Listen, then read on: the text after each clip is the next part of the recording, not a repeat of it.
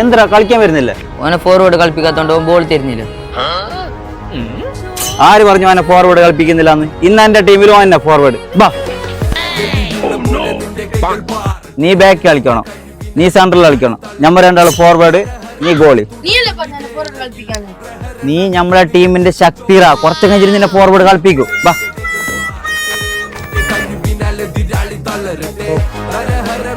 നിങ്ങളോട് എത്ര പ്രാവശ്യം പറഞ്ഞു എന്റെ കളിപ്പിൽ കളിക്കണ്ട?